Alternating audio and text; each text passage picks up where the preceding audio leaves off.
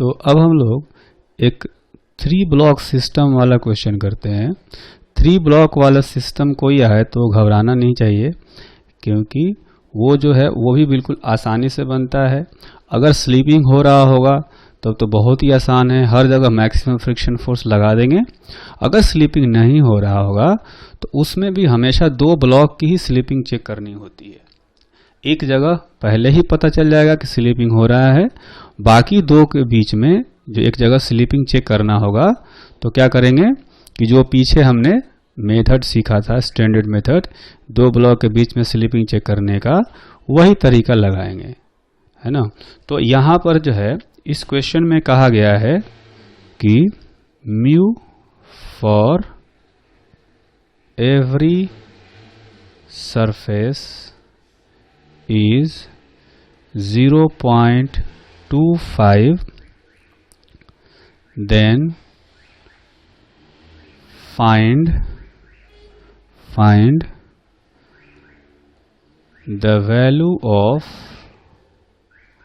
f so that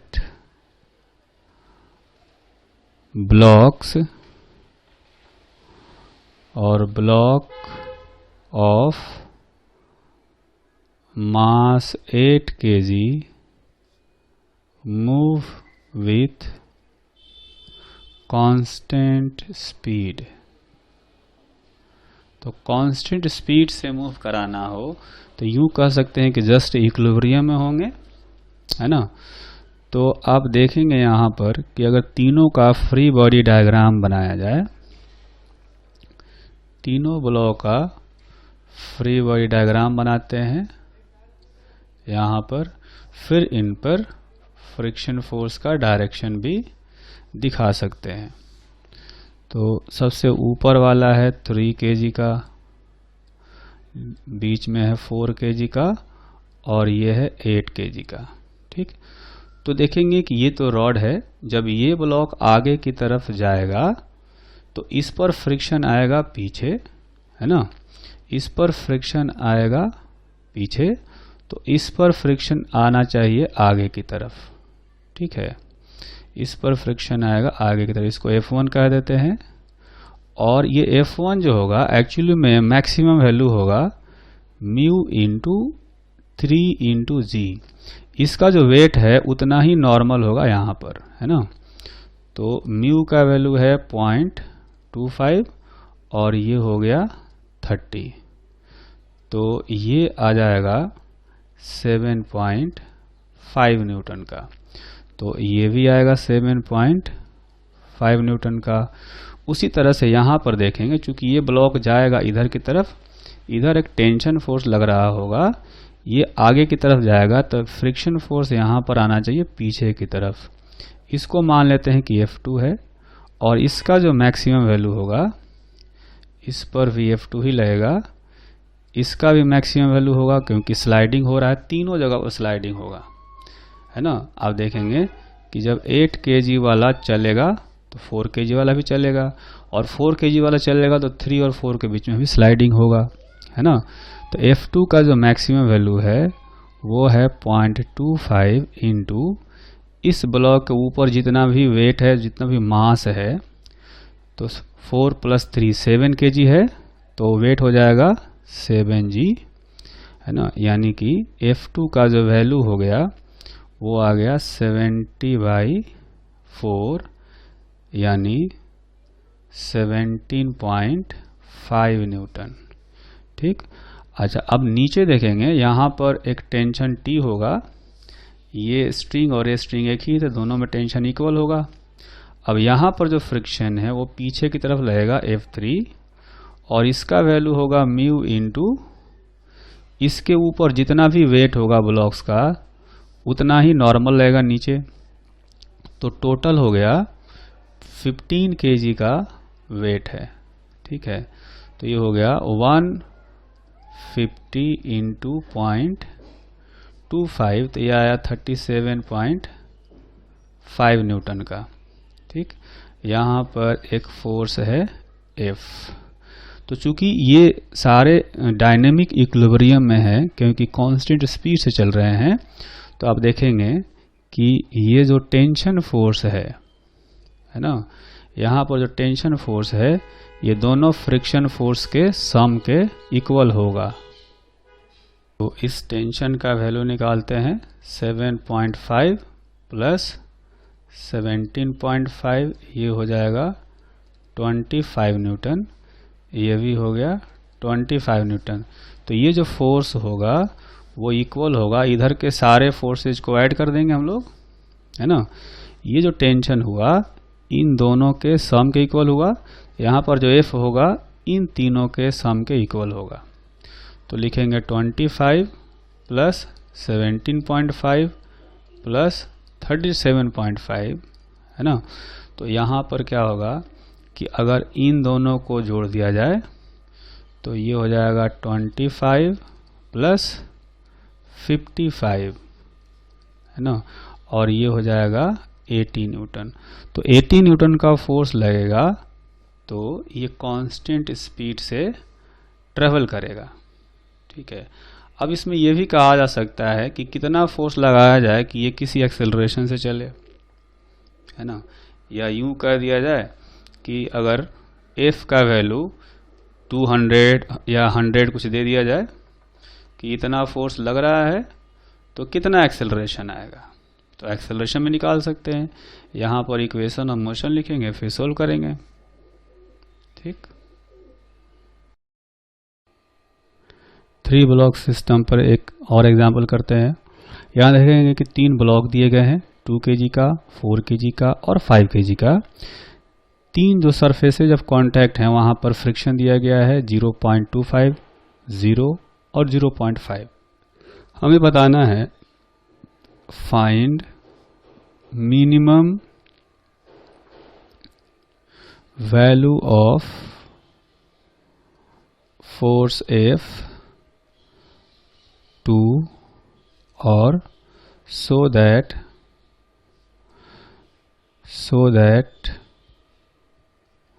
sleeping occurs between blocks of mass 2 kg and mass 4 kg, इनके बीच में sleeping कराना है, ठीक है। तो आप देखेंगे कि ये वैसे तो 3 ब्लॉक सिस्टम है, लेकिन यहाँ पर फ्रिक्शन कोएफिशिएंट 0 दिया है, तो ये फोर्स लगाने से यहाँ तो स्लीपिंग हो ही जाएगा, ये स्लीपिंग नहीं होगा। तो 5 kg का जो ब्लॉक है ये यहीं रुका रहेगा, है ना। जो 5 kg का ब्लॉक है ये रुका रहेगा, इस पर कोई ड्राइविंग फोर्स ही नहीं है। जब ये फोर्स लगता, यहाँ फ्रिक्शन आता, तो इसके लिए वो ड्राइविंग फोर्स का काम करता, फिर नीचे स्लिपिंग की कोशिश होती। लेकिन चूंकि ड्राइविंग फोर्स है ही नहीं इस पर ड्राइविंग फोर्स है 0, तो इस पर जो यहाँ फ्रिक्शन फोर्स जो होगा वो भी 0 होगा।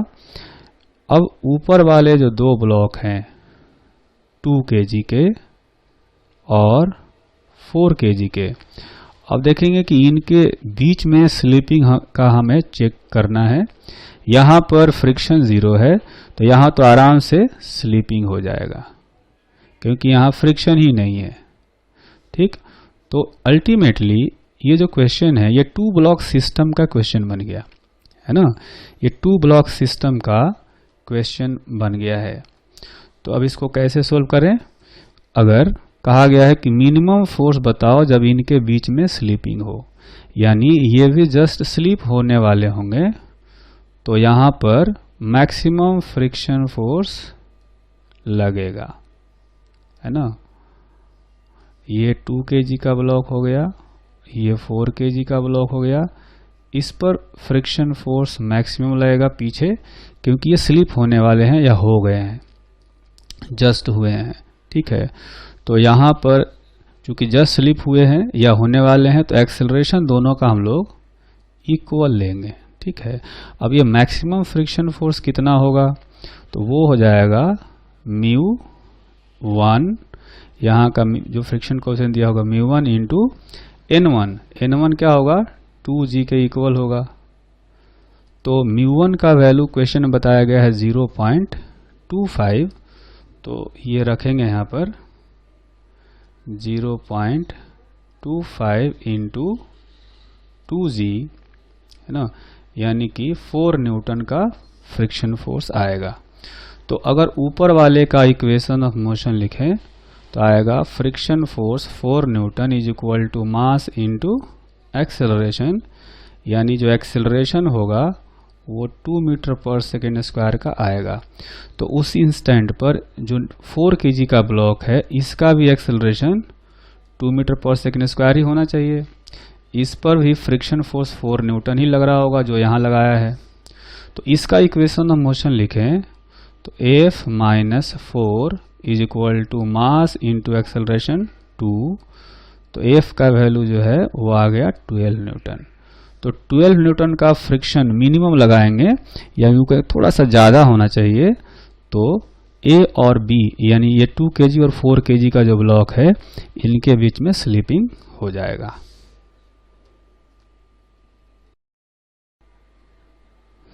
एक छोटा सा एग्जाम्पल करते हैं। ये एग्जाम्पल है, a body is lying at rest on a rough horizontal surface,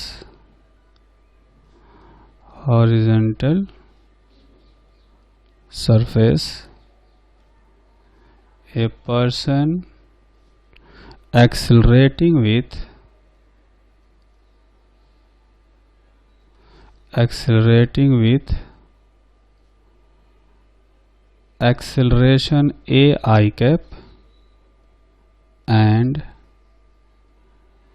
velocity and having velocity vj cap, observes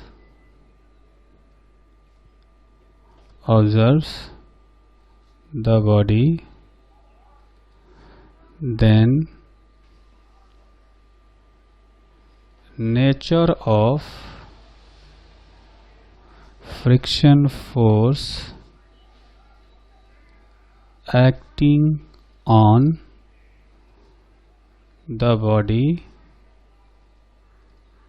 with respect to the observer will be। तो ये हमसे पूछा गया कि नेचर कैसा होगा, है ना। तो आप देखेंगे कि जो ब्लॉक है ये रेस्ट पर है ना, और एक ऑब्जर्वर जो है वो चल रहा है, ये मोशन में है। तो जो हम लोग यहाँ पर पता करते हैं कि काइनेटिक है या स्टैटिक है, उसके लिए हम लोग रिलेटिव मोशन चेक करते हैं। किसके बीच में चेक करते हैं? रिलेटिव मोशन हम लोग चेक करते हैं जो दो सरफेस कांटेक्ट में होते हैं, है ना। यहाँ पर एक ऑब्जर्वर बैठा देंगे यहाँ पर, तो इनका एक दूसरे के रिलेटिव देखा जाता है। ये तीसरे से कोई लेना देना नहीं होता, है ना। आप याद करेंगे कि हम लोग जब शुरू में फ्रिक्शन के कॉन्सेप्ट पढ़ रहे थे तो हर जगह हम लोग वर्ड यूज कर रहे थे between the two surfaces of contact, between the two surfaces of contact, और लिखते थे relative motion between two surfaces in contact. तो ये जो दो सरफेस कॉन्टैक्ट में होते हैं इनका रिलेटिव मोशन देखा जाता है। कभी ऑब्जर्वर का बात नहीं किया हमने, है ना, कभी तीसरे ऑब्जर्वर की बात नहीं की। अगर ऑब्जर्वर बैठाया भी तो इन दोनों में से किसी एक पर ऑब्जर्वर बैठाना है और दूसरे को देखना है। तो एक दूसरे के रिलेटिव में देखेंगे कि चूंकि ये रेस्ट पर है तो इसके रिलेटिव इसका कोई मोशन नहीं है, इसलिए जो फ्रिक्शन होगा वो स्टैटिक नेचर का होगा, ना कि काइनेटिक नेचर का होगा। ठीक है।